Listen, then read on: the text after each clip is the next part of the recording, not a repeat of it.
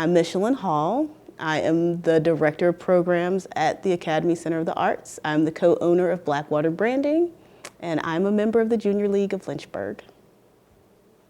Community really is just almost like an extension of family, right? It's people who know who you are.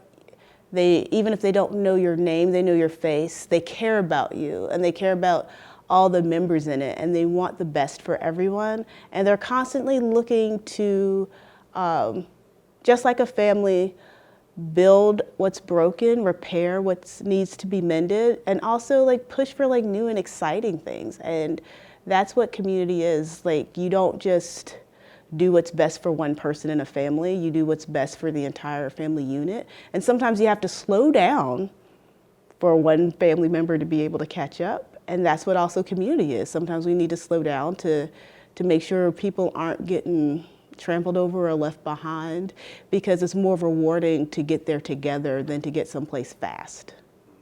There's also balance with that. Like, we don't need to study something 9 million months and have very little progress. We don't need a study and a survey and an opinion and at some point it's good to take action. But I think taking measurable, tempered steps and measurable, tempered actions really show growth and progress and keeps people excited. But it also shows forward movement, so people don't start feeling like, oh, we're never gonna get this.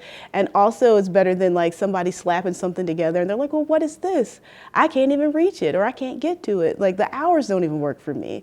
So that's the hand-in-hand part that comes with the slowing down to listen and truly hear, but also not trying to take in so much information that you just become, an encyclopedia, because you hold so much information, but you're not really doing anything. You're not communicating in a dynamic manner. Well, honestly, I will say that maybe growing up inside of like smaller communities and going to church and having my own family hub showed us a lot, right? Like, I didn't grow up very privileged or anything like that. So even the neighborhoods we grew up with, it's like, if you're thirsty, I'll give you what I have. And it's not that we're rich, it's just the fact that we're willing to share, because we all know what it feels like to be thirsty, and also, the church community was much the same way. My mom's church, Fellowship Church of Christ on 1816 Bedford Avenue, had much of the same type of like, everyone felt like extended family. They didn't feel foreign or like that person over there, and it doesn't mean that there weren't like cliques or just other social people dynamics, but the overall tone was that everyone had a sense of belonging and everyone had a place, and there was a level of acceptance.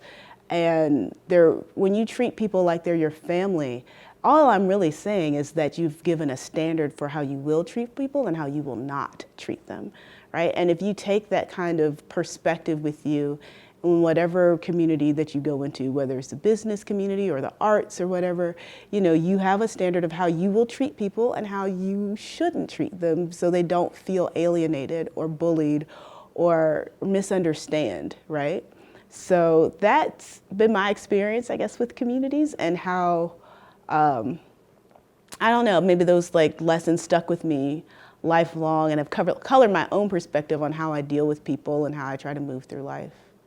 Yeah, I mean, don't get me wrong, like, the business world is different, right? There's different types of business. You could wage businesses like war, really, or like corporations, like those hostile takeover situations and things like that. So I'm not saying, be unarmed and unguarded and, very naive about the world that you're working in.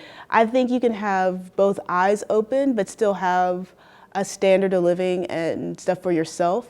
And you can also have a level of integrity that helps you to like sleep at night. And sometimes you have to be mean, you have to put your foot down, but that doesn't mean you don't care about someone or that you wish the absolute worst for them.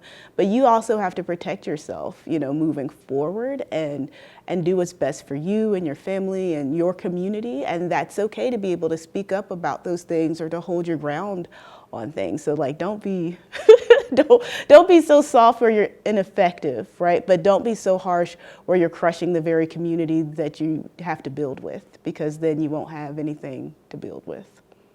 Well, one of the things that we can do to build community is active listening and being flexible, right?